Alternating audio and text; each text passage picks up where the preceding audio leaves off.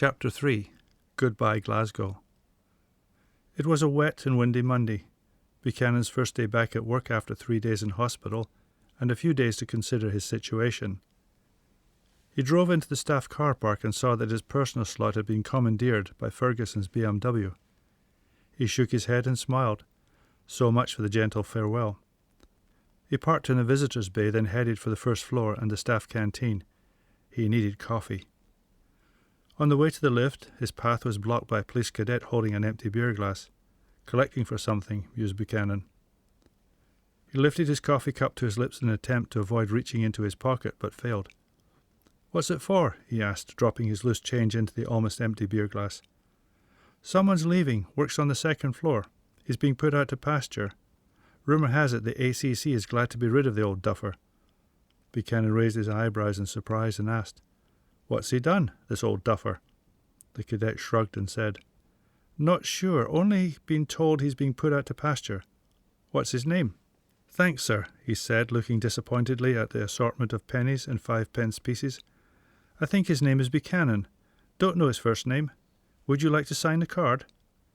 Buchanan grinned, took out his Conway 388, and selecting a nice open area on the card, he wrote, "Will you no come back again? Best wishes, Jack Buchanan." The young cadet looked at the card, squinted at the handwriting, then blushed and said, "Oh, it's you." "Aye, laddie, it's me, and make sure I get that money back."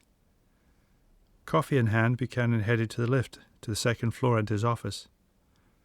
Ferguson's feet were on his desk, his backside in Buchanan's chair. "You're back," he said, startled.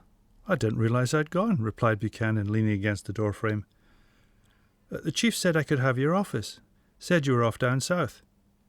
"The rumours of my departure are much exaggerated." Ferguson stood.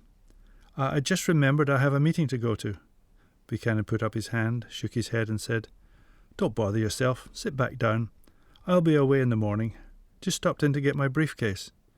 I'll find a hot desk down on the first floor if I need one." Ferguson sat back in the chair, relaxed, and asked, "How's Karen?" "Oh, she's fine. Talked to her last night." "What's she say about you going down to Sussex?" "She thinks it's great news. Her mother lives just outside Dieppe, and Dieppe is only a short ferry ride from Newhaven. And Newhaven is only a short drive from Eastbourne. Got it in one. Well, that's you scuppered then. She'll never want to come back up here to Glasgow." "I'm scuppered anyway. Why do you think you've got my office and car parking space so quickly? It's like the lad downstairs said. I'm being put out to pasture. I'm an embarrassment to the division. Do you know what Karen calls me?" "I could come up with a few guesses." "An anachronism in the 21st century. Me," he said, pointing to his chest. "The best DCI on the division. At least that's what the old duffer upstairs said."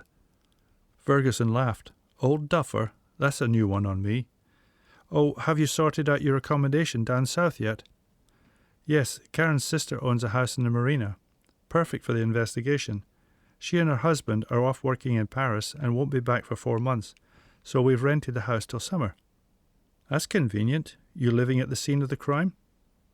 "I suppose it is. Never really gave it a thought." "Best of both worlds," said Ferguson, standing. "But, Jack, I really do have a meeting to go to." "Okay then, away you go. I'll see you around sometime." Buchanan listened to the sound of Ferguson's footsteps retreating down the hall, and took a slow, farewell look around his office. Now Ferguson's, he reminded himself. He let out a long, slow breath. It had been thoroughly sanitized. Gone were his books from the oak bookshelf, probably now in cardboard boxes in the post-room, waiting for a forwarding address. As were, no doubt, the pictures of his passing out parade, and the photo of him meeting the Prince of Wales in the long room at the Oval. The photo of the carrick tied up at Clydeside still hung from the wall between the windows. He walked round the desk and lifted the picture from its hook. All that remained was a shadow. "My legacy," he said to himself, "a bloody shadow on the wall." He shook his head, swallowed the last of his coffee, and threw the crumpled paper cup into the bin.